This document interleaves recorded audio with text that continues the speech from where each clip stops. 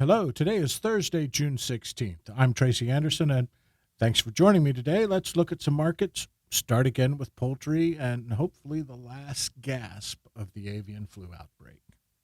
So, avian flu holds at 36 states with cases detected.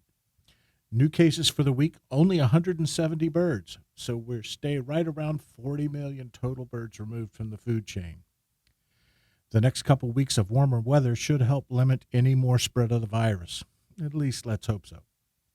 Pricing for this week sees boneless, skinless breast continuing lower, and I expect we have a few more weeks of this market moving lower.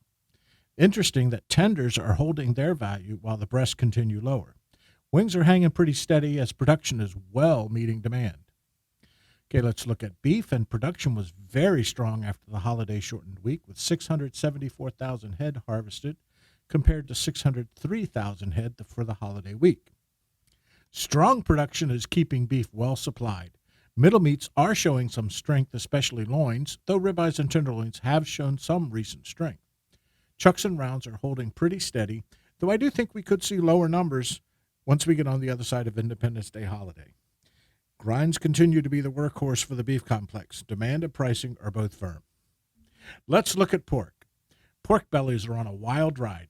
Yesterday's close was 146, up from last week's 138, in a week that ranged up to 168 before settling down at this 146. Seems product coming out of cold storage is pressuring this market lower. I'm not expecting this to last, so now's a good time to buy. Loins and butts are moving strongly higher, as is pretty typical this time of year. Already time to start thinking about hams for the end of the year holidays. I don't think there will be any bargains, but we should have product available. Now let's look at grains, and corn closed at 806, up from last week's 797. I'm not sure how high this could go, but it's worth watching. Not much news to make this market move higher. We're in the watch the crops grow season now. Soy oil is holding steady, and we may actually see some easing on soil prices with palm oil finally getting back into the market from Indonesia. It won't be much, but anything will be welcome. A quick look at wheat, and it's the same story. Winter wheat harvest continues with less than great quality crop. Spring wheat should be finished up planting this week. Let's hope for a good spring crop.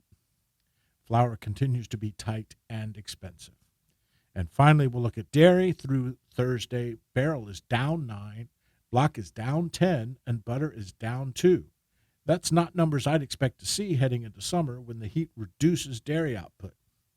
I have seen some plants not running at full capacity, so it could be a softening on demand from the retail and food service. It's well worth keeping an eye on. Okay, with that, I'm done. Thanks for listening, and let's do it again next week.